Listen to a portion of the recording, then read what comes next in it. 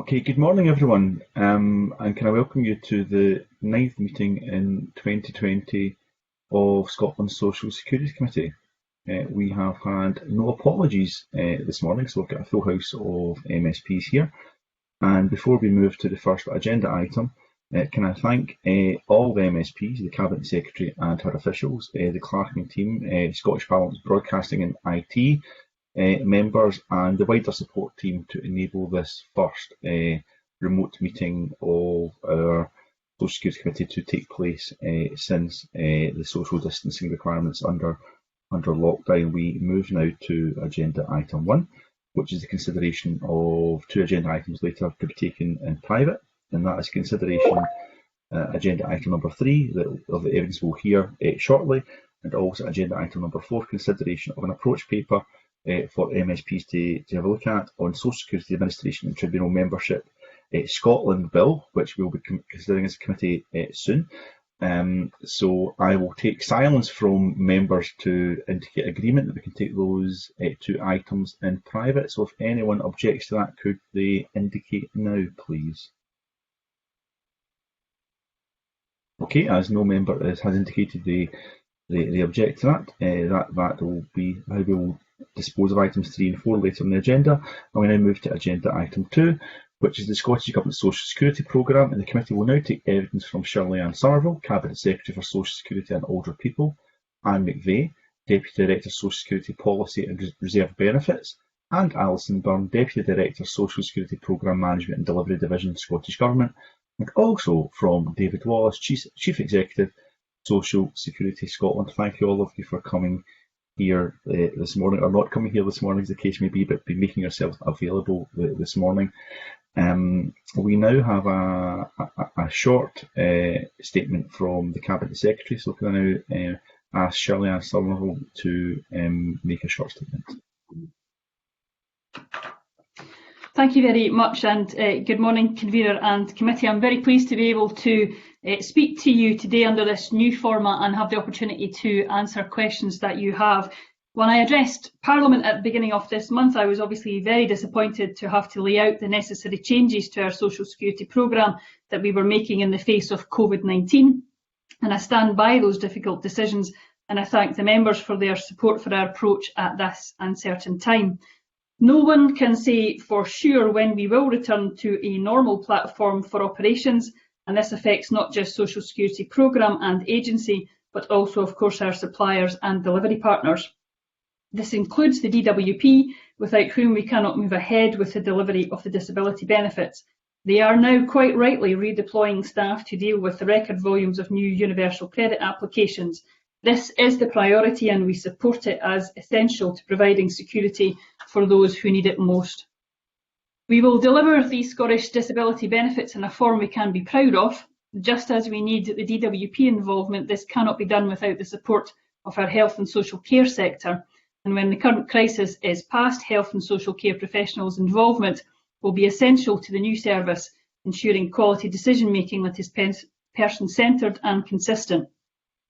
Until both DWP and our health and social care partners have capacity to work with us again, we will necessarily be constrained by uncertainty in confirming timing for and launching the Scottish disability benefits. As soon as we have greater certainty, I will update the committee. I'm proud to say that despite these challenges, our work continues. Social Security Scotland has, in these unprecedented circumstances, continued to process applications, answer questions, and above all make payments of Carers Allowance Supplement, Young Carers Grant, Best Start Foods and funeral support payments. The programme has also continued to work adapting to the challenges we all face. Programme-wide replanning is being undertaken, prioritising the delivery of the Scottish Child Payment to support families on low incomes. At the same time, the Scottish Government continues to respond to this crisis. Our £350 million community support package is supporting those most affected by the pandemic, those most in need, including low-income families and older people. This is the reality we are working in and the people we are working for. This includes more than doubling the size of the Scottish Welfare Fund, a key means of helping people who find themselves at a time in financial crisis. As a delivery agent, we have been keeping in touch with local authority welfare fund teams throughout COVID-19. Thank you, Convener, and I'm happy to take questions. Okay, thank you very much, Cabinet Secretary. So I may open the questions this morning. It's been good to hear about the positive relationship between the Scottish Government, Social Security Scotland and the Department of Work and Pensions. It's important everyone's pulling in the same direction at this time, given the fact that there's 100,000 more universal credit claimants in Scotland since the 15th of March, and a huge peak of 61,000 additional claimants in just a 2-week period. I'm just wondering, this might be a good opportunity to raise an issue that's been raised with myself and then others in relation to unintended consequences of the current increase in UC claims, and that is, I've certainly had constituents who were urged to claim UC when they get into financial distress during the crisis, but were claiming tax credits. I've got one constituent in particular who opened a UC claim and fairly in short order afterwards cancelled it. Is not the best thing for them to do. However, HMRC immediately cancelled all their tax credits. So my constituent said to me that HMRC were completely 100% aware that they were not in receipt of UC and that the application had been cancelled. They have knowingly left me in a position of stopping all financial support during this crisis period, and knowingly fully well that I have no other income and no other government support. I am aware that on social media platforms that this information is given by HMRC, but that might be one of the negative unintended consequences of this surge in UC claims in Scotland and across the UK. Cabinet Secretary, I would find that unacceptable in putting my constituent others in financial hardship. Could you use your positive relationships currently with DWP, HMRC and the UK Government to make representations on this point, which seems deeply unfair? To raise that in future correspondence with the Secretary of State. It is one of the challenges of the UK welfare system is in essence its complexities, and the one that you have raised is one that will cause people concern and difficulty. I know that it's been something which the Work and Pensions Committee has looked at, is this general area of the complexity of the UK welfare system, and the fact that as you say, if a person loses their job and claims universal credit, the working tax credits are ended automatically, regardless of whether they'd be better to stay off them or on them. And I think that is one of the challenges that many people have, is that we will have people entering the benefits system for perhaps the first time, or the first time certainly in a long time, and they will be absolutely unaware of the complexity and the unintended consequences. And that's why I would certainly encourage people to seek advice themselves through, for example, their local Citizens Advice Bureau, who are still offering online services and telephone services at this point. But also there is a role for the DWP to see what can be done to take away some of the complexities. Now, I appreciate that's hard for the DWP to make a lot of changes to their systems because they are under a great deal of pressure at the moment. However, these are having direct impacts on people, and it would certainly be useful if the DWP could look at those unintended consequences that are causing the greatest damage and see what can be done to make changes to the system. And if they can't do that, certainly make people more aware of those unintended consequences as they go about attempting to fill in a UC credit UC application form. Okay, thank you for committing to do that, Cabinet Secretary. Of course, the surge in UC applications in Scotland will have direct consequences, hopefully positive consequences, in one element in relation to the Scottish social security system, because the universal credit is used to passport a whole series of Scottish benefits, be that the whole range of Best Start grants, whether that's funeral support payments, tragically important, sadly important at this time. And in the future Scottish Child Payment, there's a range of payments that Universal Credit will passport people to at a Scottish level. Our committee's already been looking at benefit uptake initiatives before this terrible crisis that we're facing with COVID-19. What is the Scottish Government doing to make sure that anyone claiming universal credit is absolutely cited in Scotland, that they qualify for the whole range of Best Start grants and a variety of other financial supports?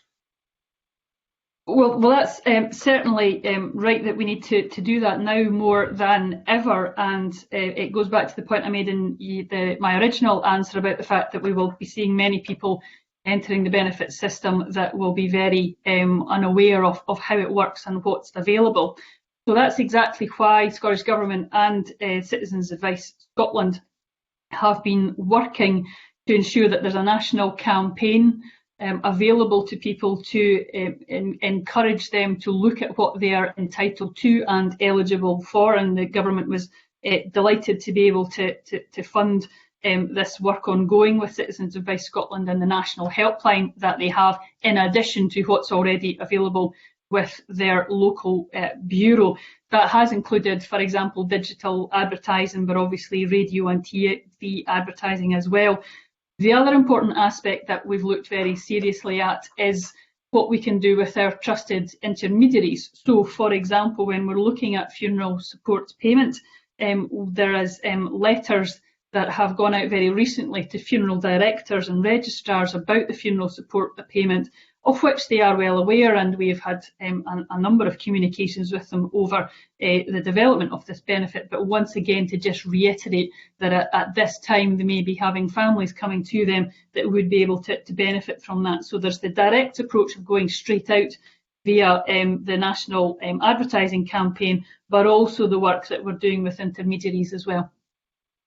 And finally, and I'm happy for you to indicate you can get back to me with the answer to this question just due to time constraints, Cabinet Secretary, but it'd be quite good to be kept informed of any increase in claims for those particular Scottish benefits. If you have the number just now, fantastic, that would be great. If not, could you let the committee know? But also the cost implications of that. Clearly that will change the financial reality of the expenditure for devolved Scottish benefits. So it would be good. Whatever information you have just now would be fantastic, but could you certainly keep the committee updated in relation to that when you have that information?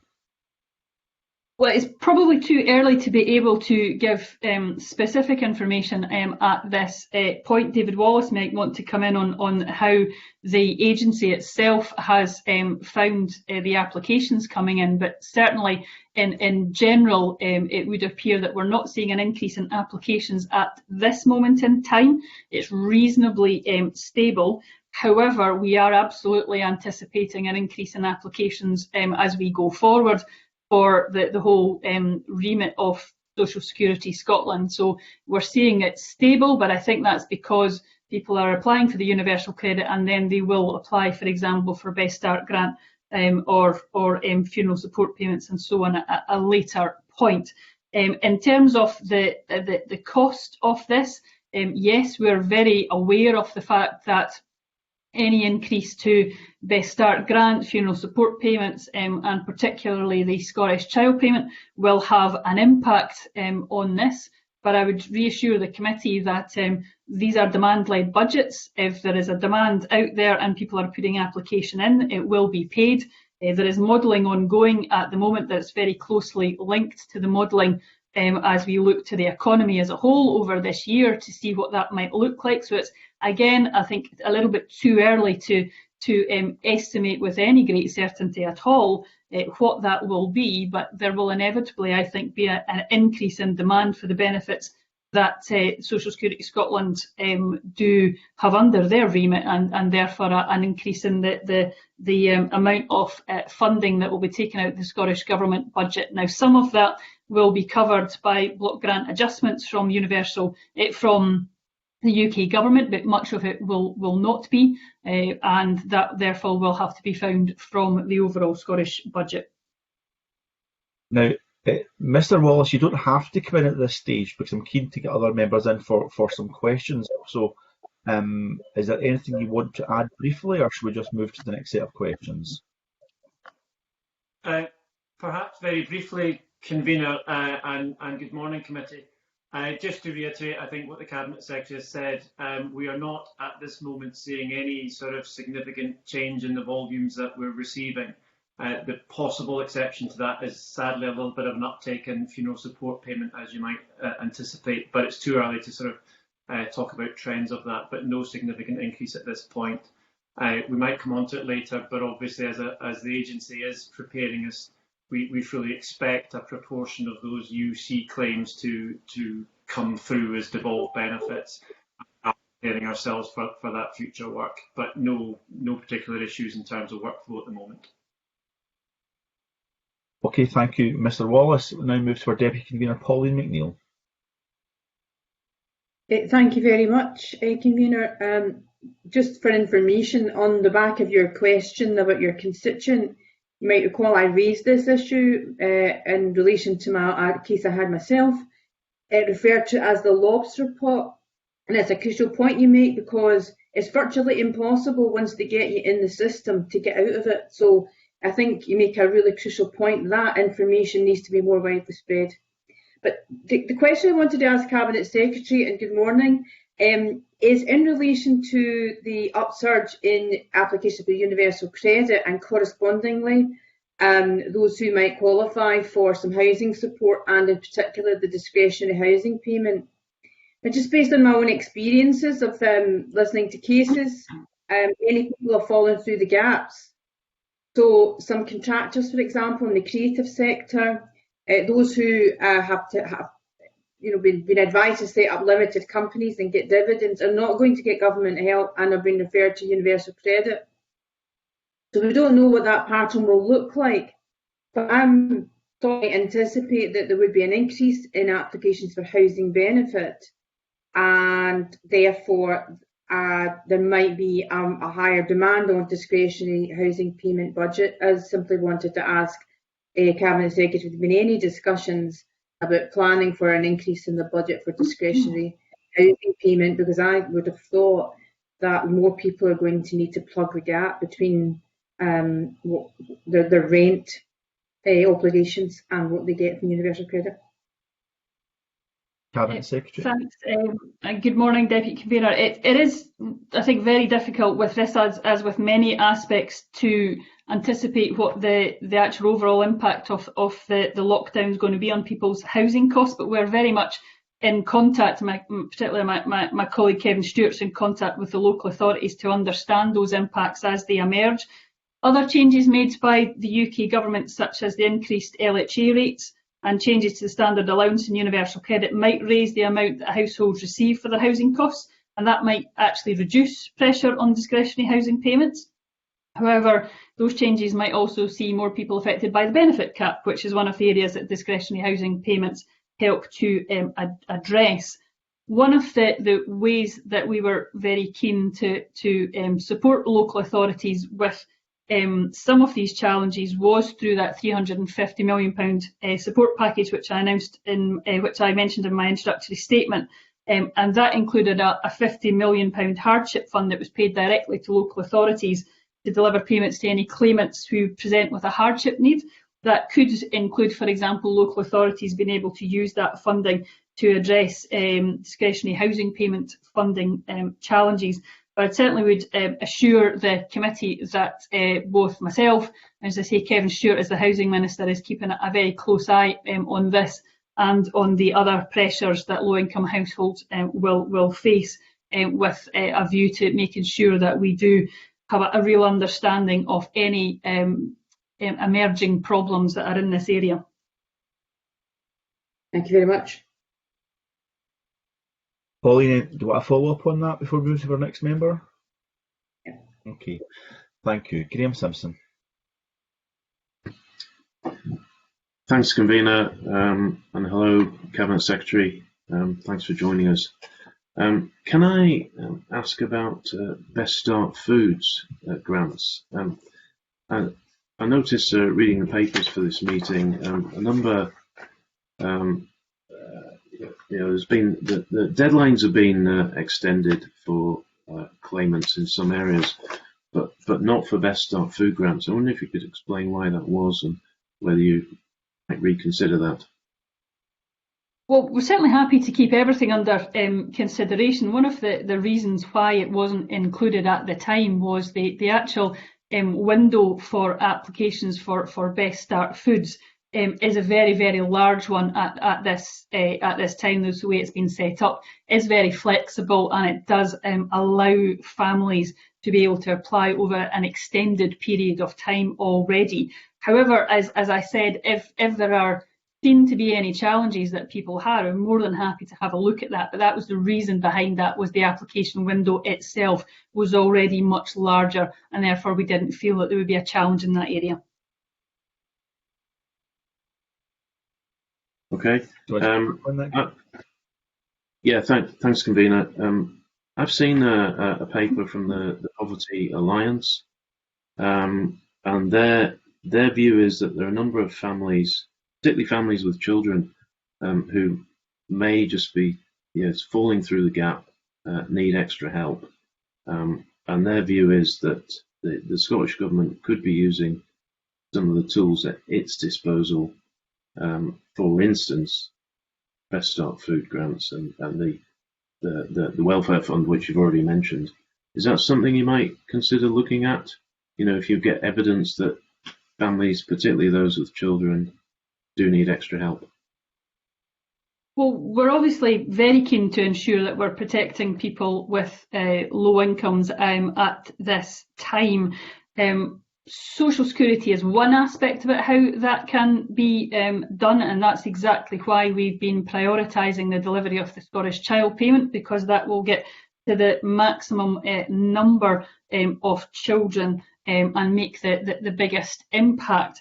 When we look at Best Start Foods, for example, it only covers 22,000 families in Scotland at this current time, and therefore if we look at even that compared to the impact we will make if we focus on the delivery of Scottish Child Payment, there's a stark difference to what we can do. And I think the challenge that we have at this time, under the circumstances that we're all operating under, is we have a limited ability to be able to act, and therefore what's the priority that we should give to the different projects that people are asking us to look at.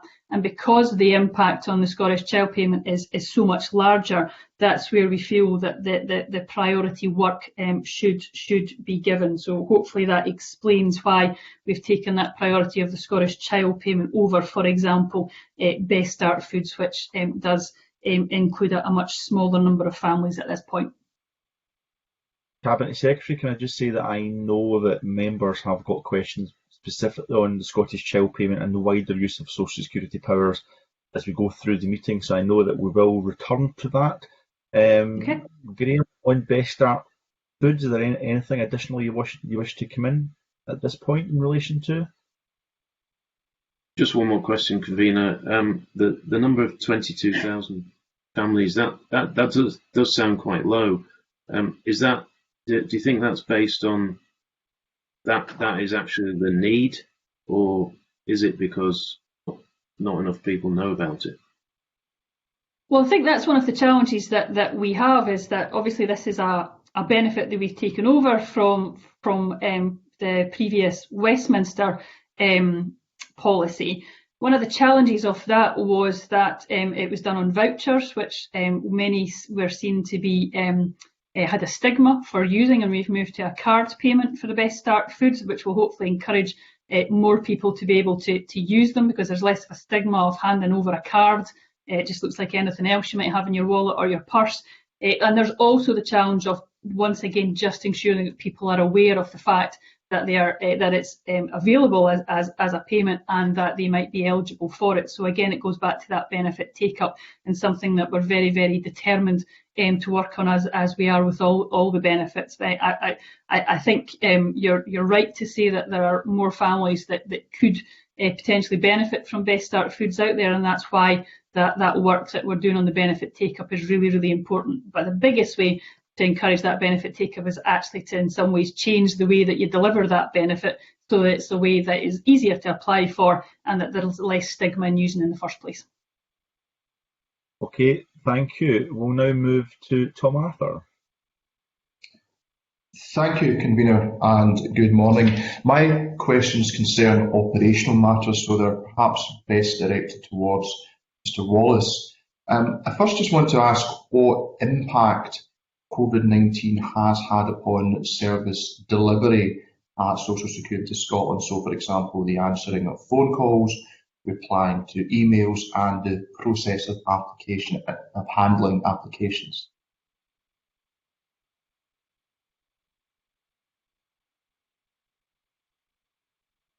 Mr. Wallace, yes. I'll have to come in on that. So I think the first thing to say is that the organisation, like many others, has been predominantly moved towards home working.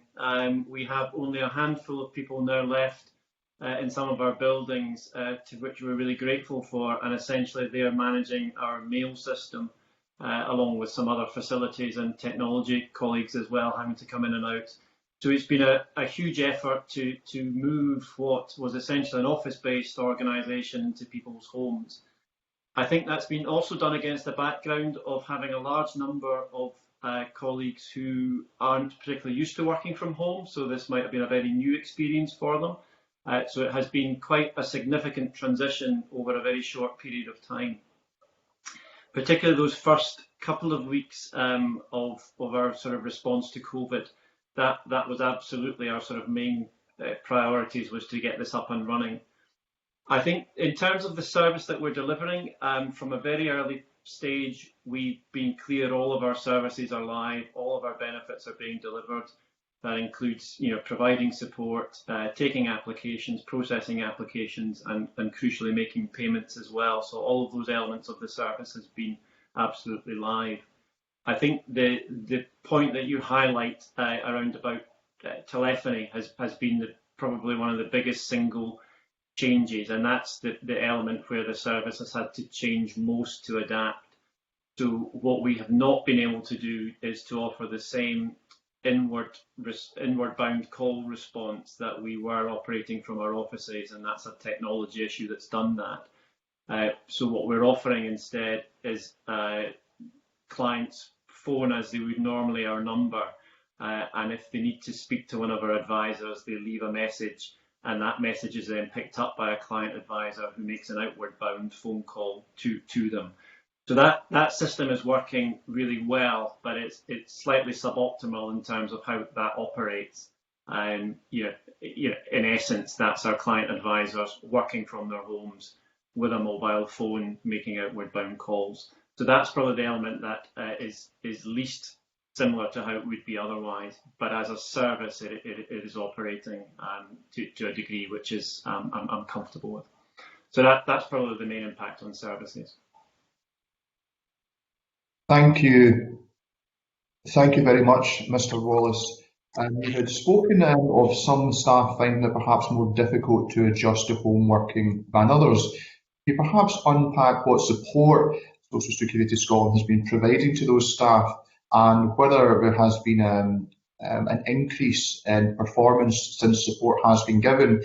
And while our current circumstances understandably can lead to a suboptimal level of service, given that we may be facing these restrictions for some time, is there further work being undertaken to improve performance so that we can advance from where we are at the moment, or is it the case that within the constraints that we now face, we're working at capacity? Mr. Wallace. So again, I think one of the things we did fairly early on in our response was, I think, to prepare for this being something that we would have to work with for a reasonably long period of time. So from sort of the early weeks of this, we were quite clear we needed to equip our people to do this from homes. So we put in place a system where physical arrangements can be assisted. So monitors, for example, we are couriering out to people who need them, chairs if people need chairs, keyboards, etc. So we want to make sure that people have the equipment to properly work from home, rather than attempting to deliver these services huddled over a laptop. So that is absolutely in place in terms of the physical support. I think as time goes on, as we all are, it's sort of recognising what this means to how people are feeling around about home working.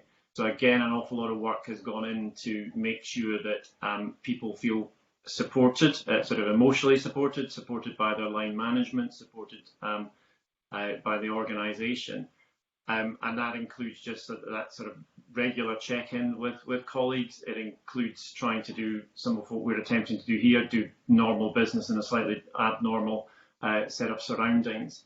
And we've also been doing and recently launched a sort of internal survey just to kind of get a sense check as to how people are feeling and what further support that they need.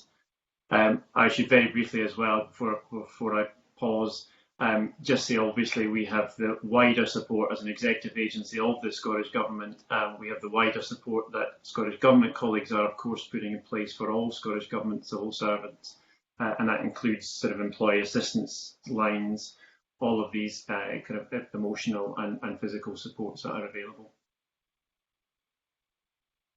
Thank you, Mr. Wallace. My final question is more general, and it would just be to ask what your reflections are on potential lessons learned from this experience with regard to home working. I appreciate responding to the immediate set of circumstances will be consuming nearly all of you in the organisation's bandwidth.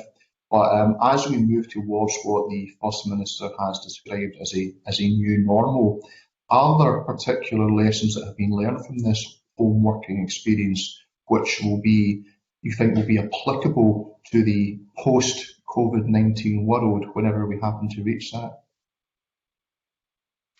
Yeah, I think it's a really good question. I think we're all starting to sort of turn our attention to what a recovery looks like, what a return looks like, and what those longer term impacts look like. Again, I think that the point you raise is probably the most obvious one, where I think home working is something some people have got used to, not everybody. So universally, it's not something which we have some people who would prefer to come into offices. Again, I think we've got a natural set of circumstances where this is home working, where people are doing it day in, day out, which possibly wouldn't always be the rhythm. But I think we have to learn, in particular, around about home working and what that means for a future workforce. Does it open it up to people who may not otherwise have wanted to come and work for the organisation? How we sort of set those balances. I should say that enabling home working as quickly as we have done, we've had to make some risk-based decisions, and ourselves, our counter-fraud colleagues, our technology support through the Chief Digital Office, and our programme colleagues, we've all worked quite closely together to sort of make some of those risk-based decisions about getting people and technology into people's homes. So we do need to just be mindful of that as well. I should also, as others are experiencing elsewhere, the COVID-19 sort of response has got people doing things at pace, which sometimes perhaps frustratingly over a period of time have seemed to take longer. And one of the things that we're currently trying to look at to supplement that point around about phone lines is to do an online web chat for clients as well, which we think there's a demand for, which we think we can put in place as well. And with the work from our programme, our suppliers and Chief Digital Office in particular, we believe we are close to having a solution to do that. So I think there are lots of learning we'll take from this, but I think you're right that move to home working, that we need to sort of understand a little bit more about that desire and what that means for us. Thank you very much. Okay, I think. Thank you. We're now the nine of questions. Quite a few bids from MSPs to explore this. We'll try and get you all in. We'll go to Jeremy Balfour first. Thank you, Convener. I don't actually have any question on this particular area. It was a separate area. Do you want me to go down a different line or hold off at the moment? No, it was the. Sorry, Jeremy. It was the theme that you indicated in advance of the meeting. Okay, sorry. Okay. Yeah. Okay. Okay. Yeah. Thank you, Convener. And good morning, Cabinet Secretary. I just wanted to explore, if I could, briefly a wee bit more around the Scottish Welfare Fund, and we're very grateful, I'm sure, for the extra amount of money the Scottish Government have put forward to this and given it down to local authorities. I suppose my question was, as a committee, we have looked at this previously, and there's been a bit of a mixed picture across Scotland of how local authorities have used it, how people locally have been able to access it. What auditing are you doing with COSLA to make sure that the money is actually being spent? And Are you confident that local authorities are able to get that money to those that need it most?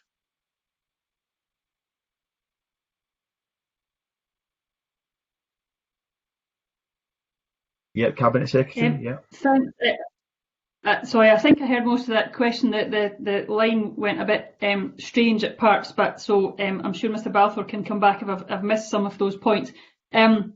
We are in very, very close contact with all 32 local authority welfare fund teams at a really, really regular basis to ensure that we're understanding what's going on in the ground. I mean, obviously, local authorities are, like all organisations, are working in a very, very different environment than they are used to, and therefore we're really keen to ensure that they have teams in place, that they've been able to take applications in a different way, because usually much of this would be face-to-face, for example, and that there's a resilience within the local authorities to be able to staff this with the increased demand that we're seeing, given the challenges that they're facing, just like any other organisation, in terms of working from home and offices being closed and so on.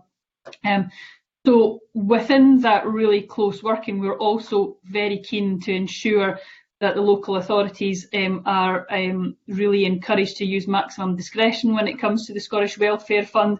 It is a very, very adaptable fund. There is a lot of discretion in there for local authorities to be able to use. And that's important that they are encouraged to do that, particularly at this time.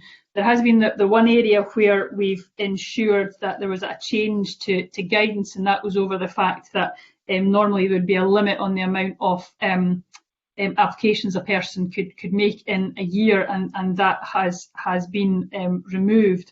And in essence, what we're seeing when we're working with the local authorities to understand what's going on in the ground is the local authorities between themselves are sharing good practice and an understanding about how things are working, about how they're overcoming that, and we have the team within the Scottish Government that are working very closely with them if there's anything that they need from a Scottish Government perspective that would assist them in pulling out that good practice or finding a way through some of the challenges that they've been having.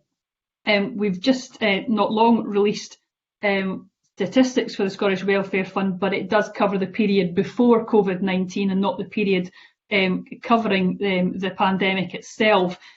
But the management statistics that we have and that we're seeing internally certainly does see, and there'll be no surprise, a large increase in the amounts of crisis grants that are going out to people at the moment, and that is going out to people, not just applications, but the money going out. But we're keeping a very close eye on that with the local authorities to ensure that that the local authorities are having no issues in terms of either the guidance or the using discretion, or that the funding is proven challenging to actually get out the door and meet demand. So all of that has been looked at on a really regular basis with frequent teleconference calls as well between Scottish Government and local authorities too. Thank you. I'm actually quite a helpful answer.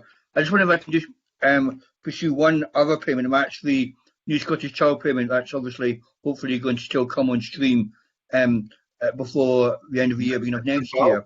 Obviously, Mr. Balfour, I hate cutting across you, but I'd be happy for you to have a follow-up on the Scottish Welfare Fund. There's other members have indicated they want to come in on the child payment.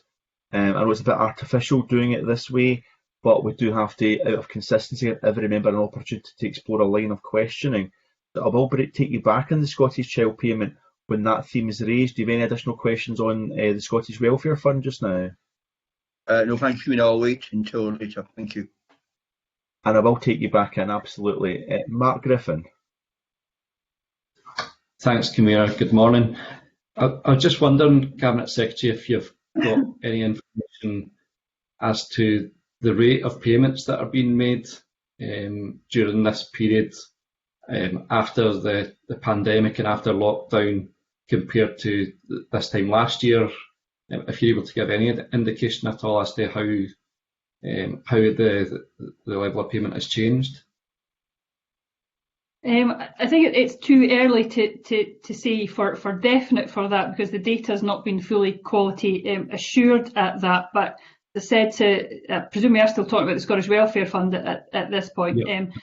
It's certainly increased significantly, particularly for crisis grants in March, and that's compared to March last year. Again, I'd be hesitant about giving figures because the data hasn't been quality assured, and there may be challenges from some local authorities about getting that data to us at this time.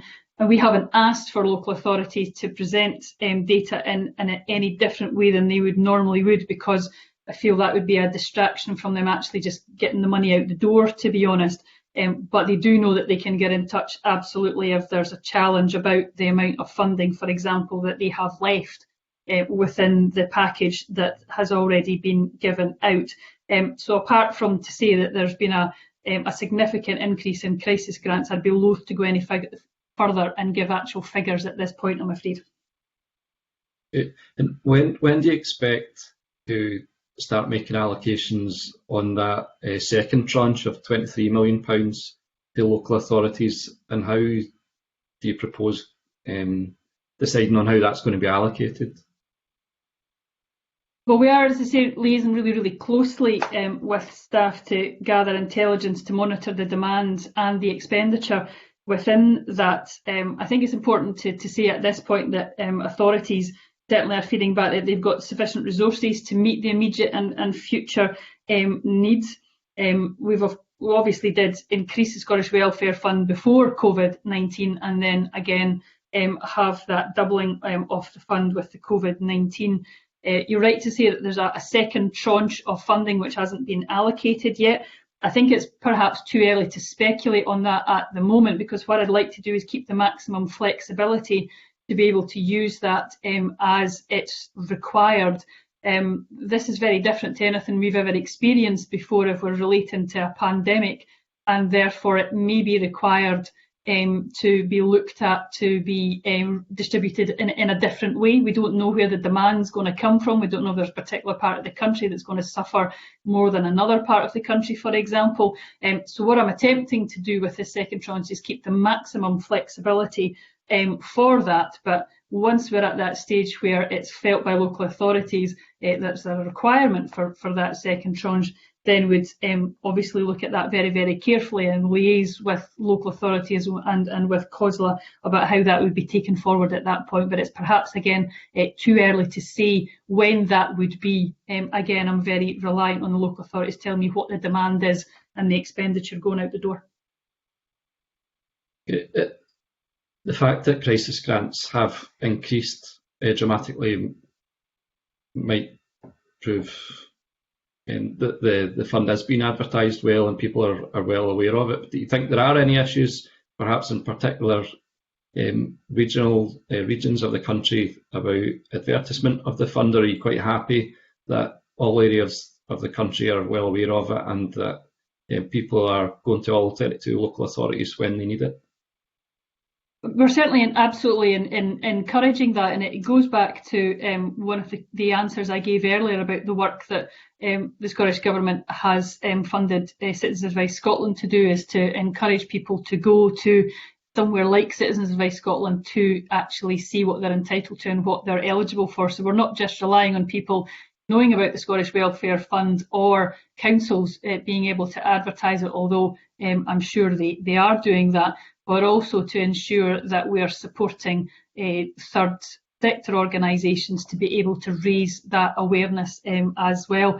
I absolutely take your point that we do need to ensure that people actually know about this. There's been a substantial increase in funding that's went forward to it, because we are very concerned about people falling into that crisis grant situation where this is what they're requiring very quickly, and therefore we're, as I say, in very close liaisons with the local authorities to make sure that we're doing all we can to encourage them to use that maximum discretion they have, and that obviously includes to encourage people to apply for the first place. And finally, Cabinet Secretary, I wouldn't want to... I'll very briefly on this, okay? Yeah, very briefly, I wouldn't want to put any more administrative burden on the government or local authorities, but would you be willing to share with the committee in private those internal management statistics so that the committee can understand the demands that have been placed on the Scottish Welfare Fund without putting any extra administrative burden on authorities? I think we do have to be very cautious about using figures when they're not quality assured and they're not official statistics that are going out.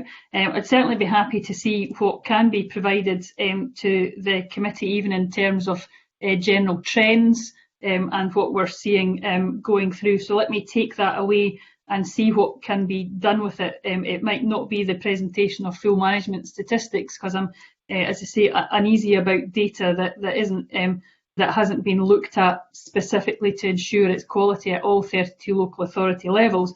But let me see what can be done about that to see what we can provide the committee to give them a little bit more information than what I've been able to provide this morning.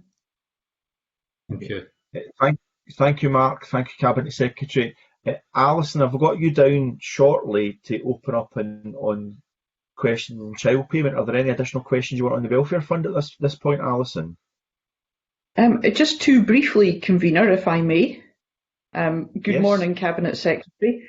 Can I, just for clarity, if the new funding for the Scottish Welfare Fund, which is very welcome, proves insufficient to demand once we know what the situation is the Scottish Government open to provide further funding?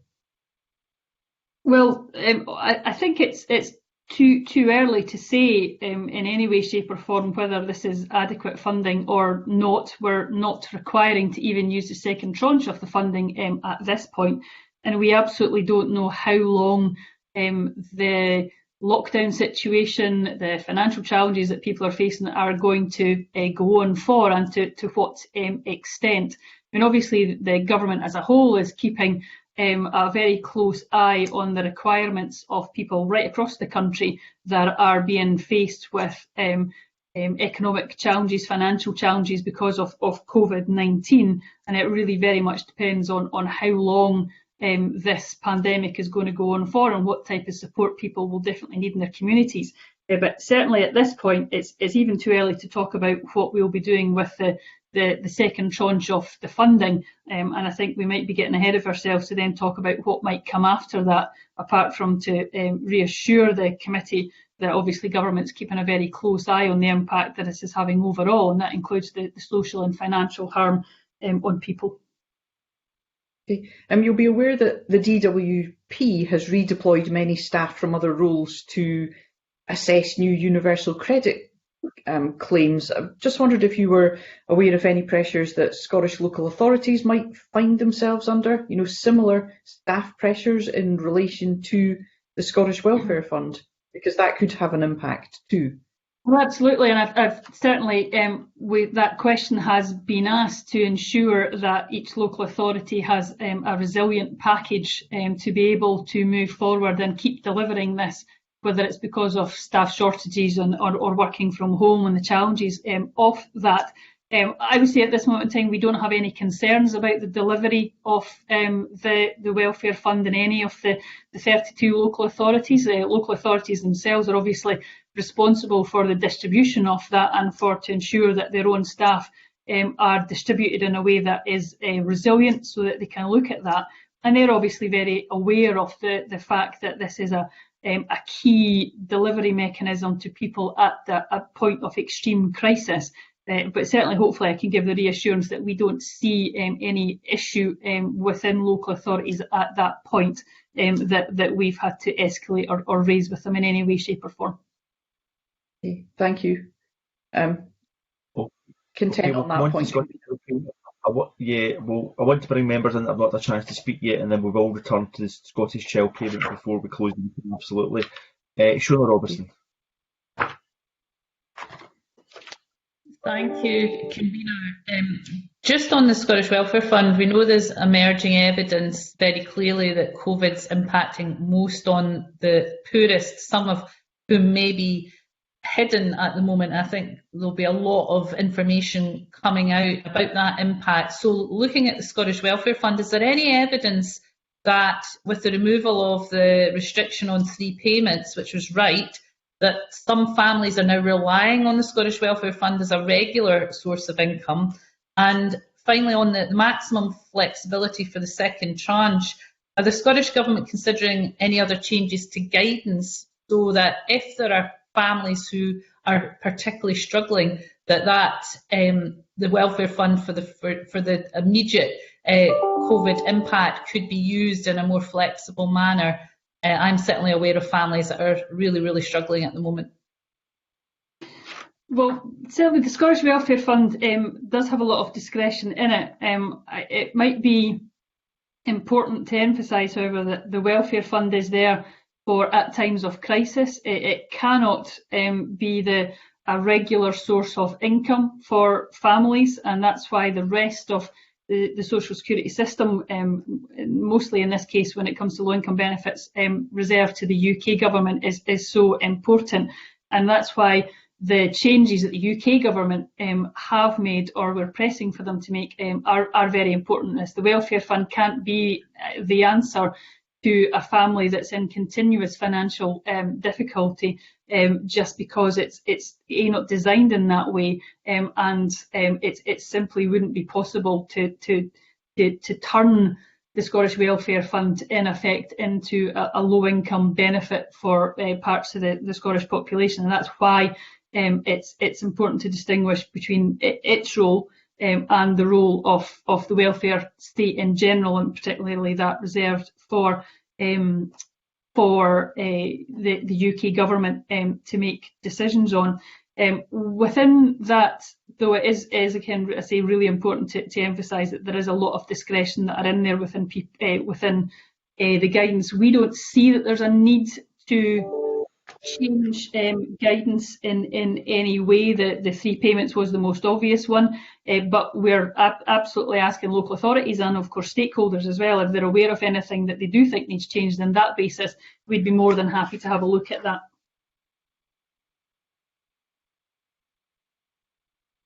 Shona, yeah.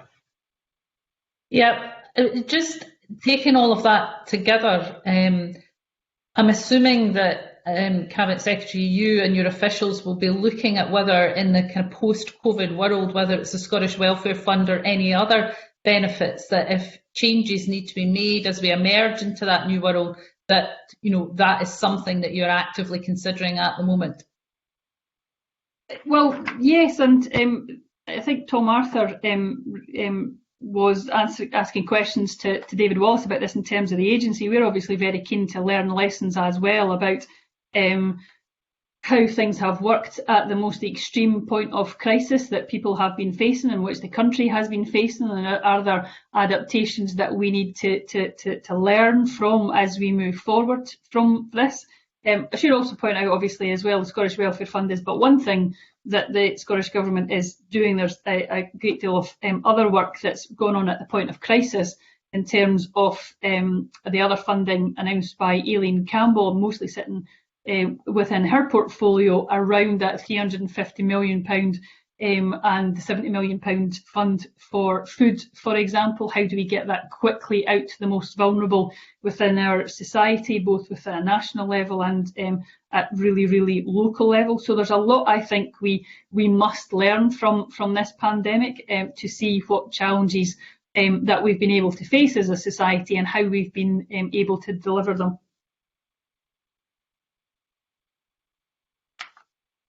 Anything else, Shona, before we move on? Thanks. Okay, thank you. Keith Brown. Thank you. Can I ask about universal basic income, which the First Minister has talked about? I'm conscious that after the last economic crisis, we had 10 years of austerity, that the state's funds went towards banks and institutions try and help rebuild the economy, with the consequence that it hit poorest people the hardest over 10 years. Looking towards the economic recovery, which we're going to have to address, would it not be the case that economic recovery itself is best served by putting money into people's pockets, especially those for basic needs, heating, eating and housing and so on? Also, to make sure that those most likely to be hardest hit have a degree of social security, literally. And also, would it not be an opportunity to, a once-in-a-generation opportunity, to completely recast and simplify the social security system itself? So potentially huge benefits. And I wonder what, if any, consideration work is being done by the Scottish Government on a universal basic income, although I, of course, acknowledge this will require the support and assistance of the UK Government as well.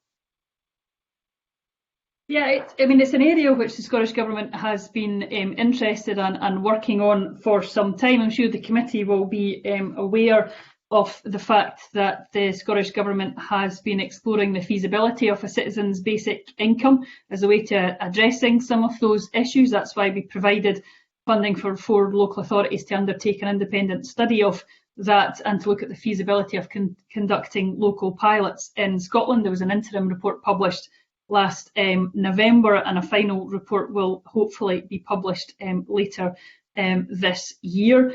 One of the aspects of the interim report that did make it very clear is that it is impossible to be able to deliver that within the powers that the Scottish Parliament has at this point. So the point that Mr Brown makes around being able to work with the UK Government on this is very, very important. We could not deliver a universal basic income here without being able to work with the UK Government for them to make changes in areas that are still reserved. As the First Minister's said, this is an area, this crisis has, I think, once again highlighted where there are flaws and where there are gaps in our current UK social security system, and we take that as a whole, both the reserved aspects and the devolved aspects. One answer to that, and it's a tempting answer, as she says, is this universal basic income, and that's why we've got that feasibility study that's been long going on it. It's unfortunate that the UK Government doesn't seem convinced by that argument at the moment, but I think there is a point when we're starting to come out of this crisis that we're facing at this point, and the extreme pressure that the DWP are working on, which again I commend them for the work that they're doing to assist those that are going on to universal credit at the moment, that we do need to see whether there are any lessons learned at a wider level, and where there are gaps in the welfare system and where there are people that have been failed as we went through this, then it's perhaps the time to have a look at that and reset it.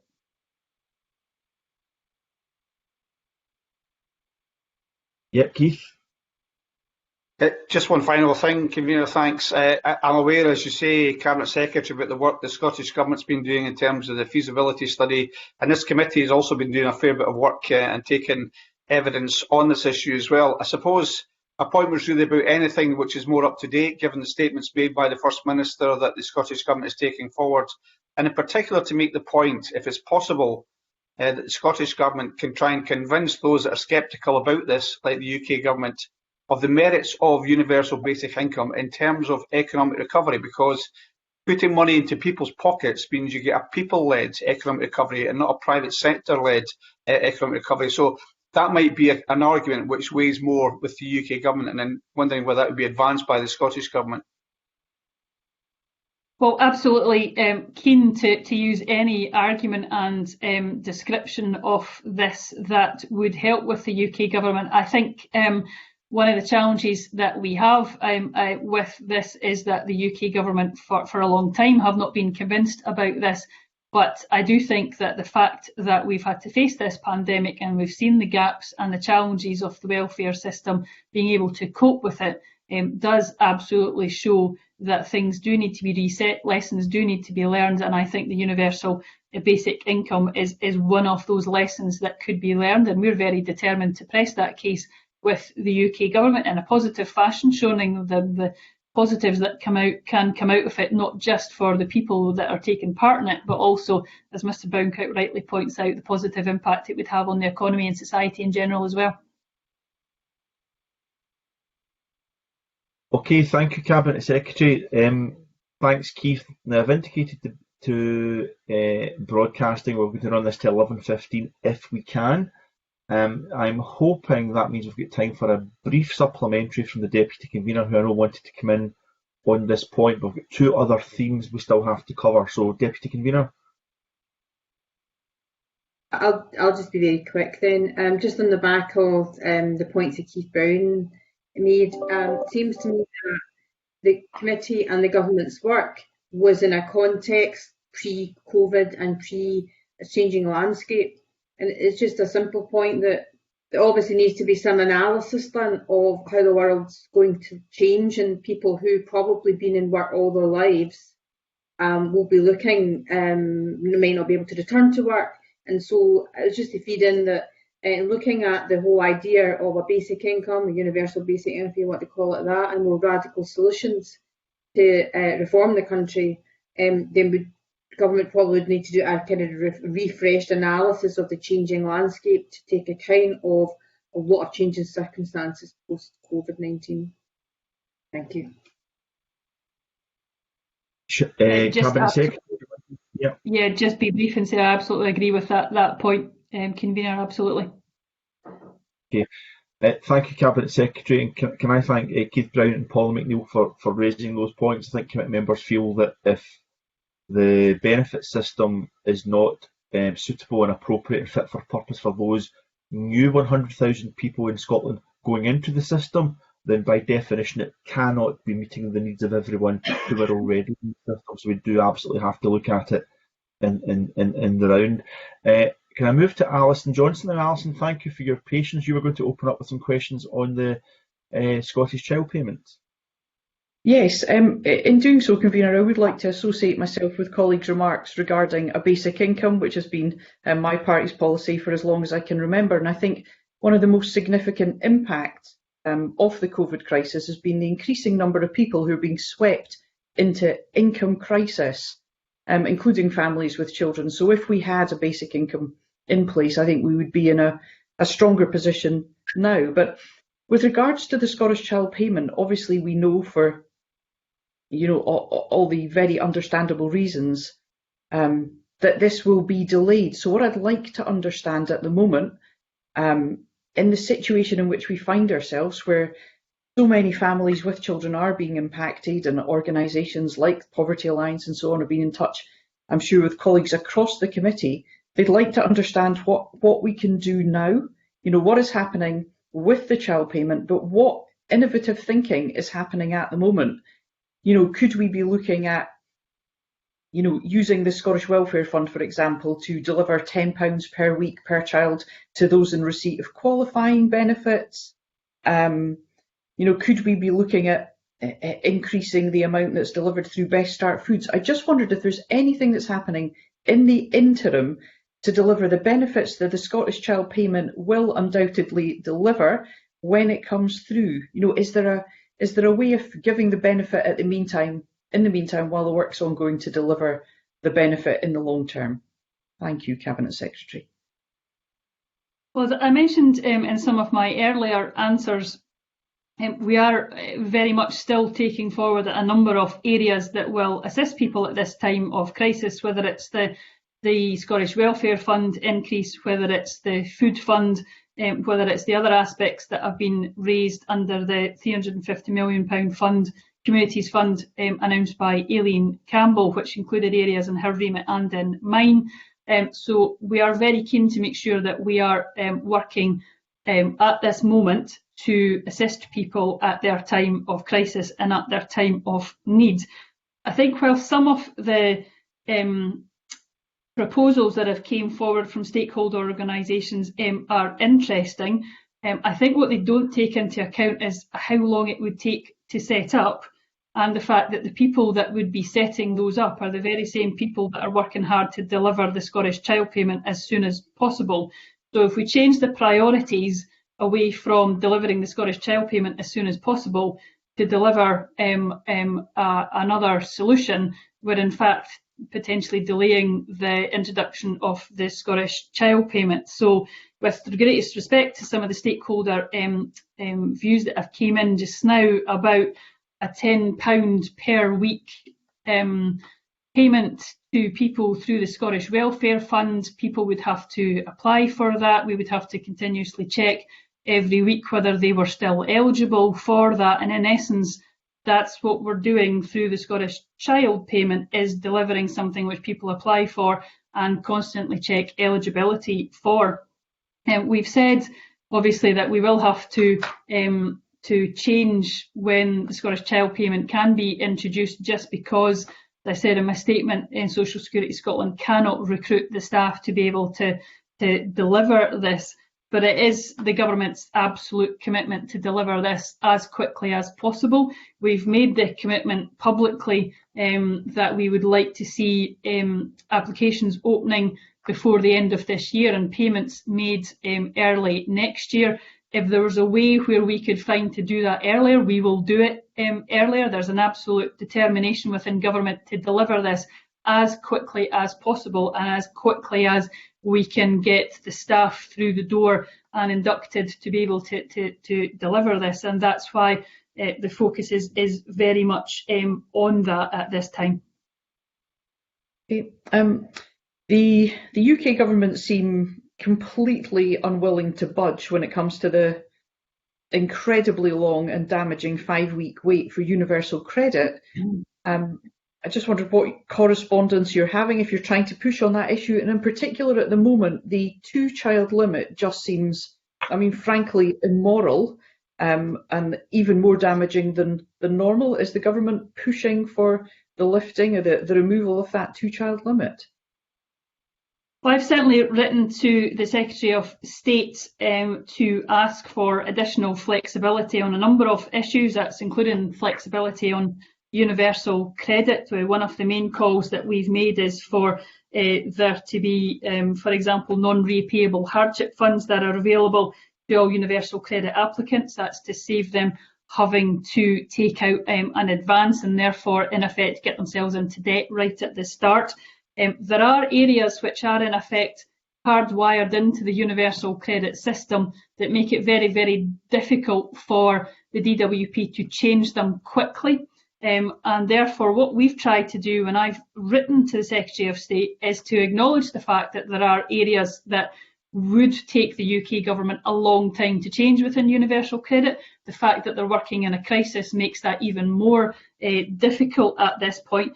But there are things that they can do, and one of the examples, and it is just one of the examples from the letters that I've written, is around the hardship grant payment to universal credit. There have been others, for example, the extension of the backdating of benefits to people who didn't realise that they were eligible, the increase in amounts of universal credit has been something else that's been brought up, and also the clear ask to ensure that people are not sanctioned during this time because they can't look for work and so on. So there's very clear guidance that's required on that. So there's certainly been a number of asks that we've made of the DWP while trying to be very cognisant of the fact that there are things which even I appreciate they cannot change easily and quickly as they face the severe challenge that they have at the moment with the number of universal credit applications that they have coming in. Thank you, Cabinet Secretary. Thank you, Convener. Okay, thank you. Now, I have one further line of questioning, but I did promise Jeremy Balfour could get in for a supplementary on the Scottish Child Payments. Jeremy, apologies, you have to be brief, but I did promise to let you in here. I'll be as brief as I can, Convener. It's just around the issue, and this may be for David Wallace, in regard to, with more people now being on universal credit, in regard to the child payment, what analysis are you doing in regard to further uptake, and how much uptake are you expecting in regard to this? And will that put extra pressure on your staff? Will it mean more people having to be recruited over the next period of time to be able to manage that piece of work? Or are you confident you have enough people there to deal with that uptake? Okay, if I come in on that. So it is a kind of balance. So we're working very closely with our analysts around about what we can expect to come through the system of new applications. The slightly odd feature for us during this lockdown period is the organisation has continued to grow, and obviously did that with the anticipation of Scottish Child Payment coming on board. So in the 2 months that we've been operating a lockdown situation, the organisation has actually grown in the order of 20%. And that has predominantly been people who have now never been in one of our offices. We clearly honoured contracts where dates were in place. That's both for permanent people joining us and for temporary people joining us as well. But we are in a process now of bringing them into the organisation linked to the earlier discussion in a way that we've never done before. So again, that's about couriering equipment out to them, entirely virtual induction. This grows continually. It's difficult maintaining teams with kind of virtual technology. Trying to build them, induct them, and train them is even harder. But the short of that is we have a number of people in the organisation now that we're getting equipment out to train. They were bringing on board for Scottish Child Payment, and we'll move those towards our current live benefits, so that when we do start to see this increased demand coming through, they will be trained and able to do that. We then have to, as Cabinet Secretary might want to come in, just balance that as to when we can have the capacity to come back on board with Scottish Child Payment. So there's a kind of moving feast working with our analysts around about what demand looks like, both for our current live benefits, that kind of proportion of people coming from UC, and then our preparedness for Scottish Child Payment. Cabinet Secretary, do you want to add to that? Yeah, if I can just come in on that, and I think it's a good opportunity for me to once again commend all the staff at the agency, particularly the 20% who have never actually set foot in an agency building, but who have joined and are very much now part of the team as we move forward in this challenging time.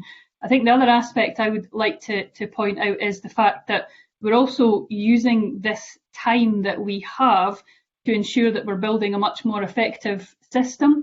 So the work on the programme by no means has stopped. So there's a great deal of work going on around cross-cutting delivery and about the stabilisation of the existing system, of making that more efficient. We've spoken in the past, convener at committee, about some of the manual workarounds that have been going on, and the fact that we're using this time to make sure that the efficient system that the staff have at the moment is even more efficient as we move forward for the delivery of Scottish Child Payment, because Mr Balfour is quite right to point out that there will likely be increased demands on the staff because we have the increase in applications coming in.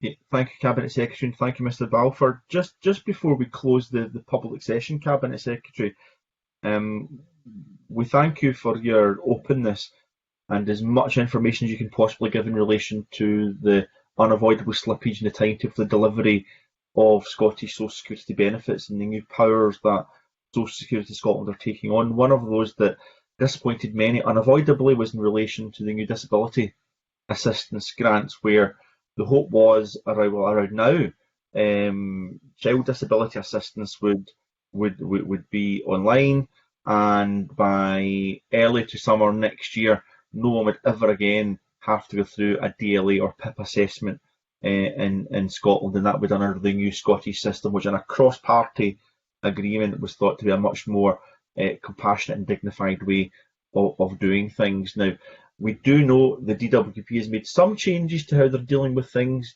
during lockdown, but the real desire for those facing reassessments from summer next year was to go through a Scottish system for disability assistance as opposed to through the PIP DLA DWP system.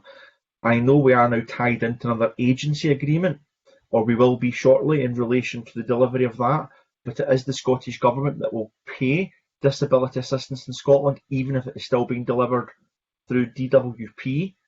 So can the Scottish Government explore whether or not by next summer there can be some form of moratorium or pause in reassessments in Scotland under the UK system, so that no one again has to go an assessment or reassessment rather in Scotland until the new Scottish system that has now been delayed is brought back online. Well, you're absolutely right to say this was the hardest part of the statement that I had to give to Parliament, and we are absolutely determined to deliver disability benefits as soon as we can, and that is of course reliant on when health and social care professionals in particular are available for us. Committee will know that the DWP have announced, for example, that they've suspended face-to-face assessments for a period of time during this current situation. The details of their delivery model going forward are therefore not quite clear, and we're engaging with DWP to clarify those arrangements. I would obviously again point out that our absolute priority has to be the continuation of safe and secure payments of benefits, and that is what people have asked us to do, and that does mean working with the DWP to ensure that they will deliver disability assistance and that financial support that people are entitled to at this uncertain time. As we move forward, obviously, with the DWP as we come out of the COVID-19 pandemic, and we see the changes that they've made in the short term to see whether some of these turn into changes for the medium to long term. That's obviously something that we'll be in discussions with the DWP about to get a full understanding about what their new normal is as well.